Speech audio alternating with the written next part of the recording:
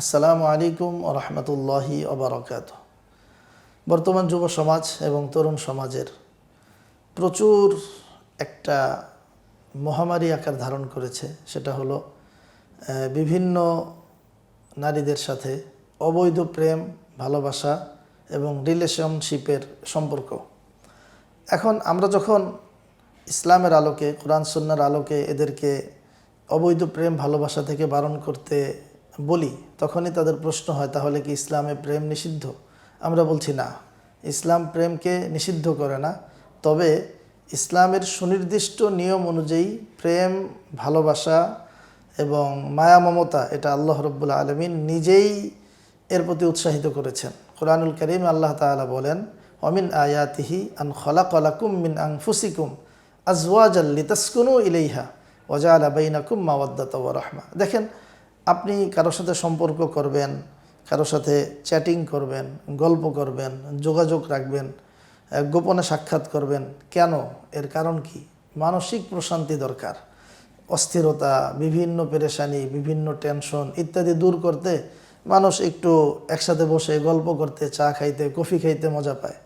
তো এই সম্পর্কের মাধ্যমে আসলে প্রশান্তি আসে না, বরং অশান্তি বিভিন্ন জায়গায় দেখা যায়। অশান্তির দাবানল চতুর্দিকে ছড়িয়ে পড়ে।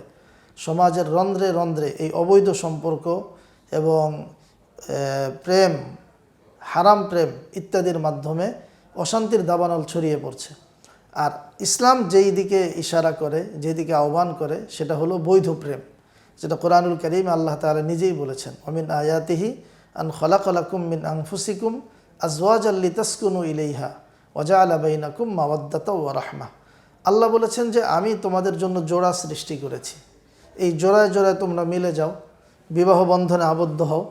এরপর লিতাসকুনু ইলাইহা, আল্লাহ বলছেন এখন তোমার মানসিক যত অশান্তি, যত টেনশন, যত পেরেশানি, সব কিছু দূর হওয়ার জায়গা হলো তোমার বৈধ স্ত্রী।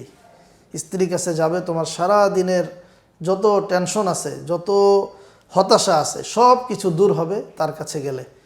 এবং আল্লাহ আরও স্পষ্ট বলছেন, ওয়া জাআলা বাইনাকুম মাওয়াদ্দাতা ওয়া রাহমা। আল্লাহ তাআলা স্বামী স্ত্রীর মধ্যে গভীর প্রেম, মায়া মমতা এটা আল্লাহ সৃষ্টি করেন এবং তাদের মধ্যে দয়া মায়ার সম্পর্ক তৈরি করেন। মুফাসসিরিন একরাম লিখেছেন যে যৌবনকালে দেখবেন যে প্রেমের সম্পর্ক অনেক বেশি গভীর এবং বার্ধক্যে তাদের ভিতরে দয়া মায়ার সম্পর্ক, একে অপরকে অপরের প্রতি দয়া পরবশ হয়ে থাকে। তো হাদিস শরীফে আল্লাহ রাসূল সাল্লাল্লাহু আলাইহি ওয়াসাল্লাম এই বিষয়টাকে আরও সুন্দরভাবে উপস্থাপন করেছেন। রাসূল বলেন যে দুইজন ব্যক্তির মাঝে বিয়ের চেয়ে বেশি কার্যকরী এবং দ্রুত সম্পর্ক তৈরি হয় এমন কোনো সম্পর্ক পৃথিবীর মধ্যে নেই।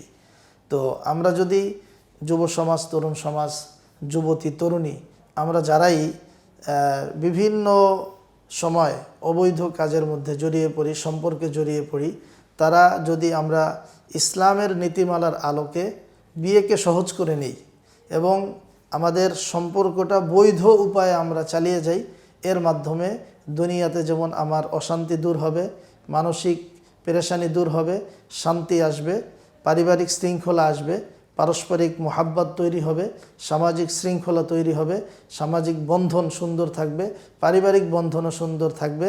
আর বিভিন্ন সমাজে যে দেখা যায় বিবাহ বিচ্ছেদ, পরকীয়া ইত্যাদি বিভিন্ন পাপাচার থেকে সমাজ, যুব সমাজ এবং গোটা জাতি বাঁচতে পারবে। আমরা এই বিষয়টা লক্ষ্য রাখা একজন মুমিন হিসাবে আমাদের সকলের দায়িত্ব এবং কর্তব্য। আল্লাহ তাআলা আমাদেরকে বুঝার তৌফিক দান করুন। সকলকে ধন্যবাদ। আসসালামু আলাইকুম ওয়া রাহমাতুল্লাহ।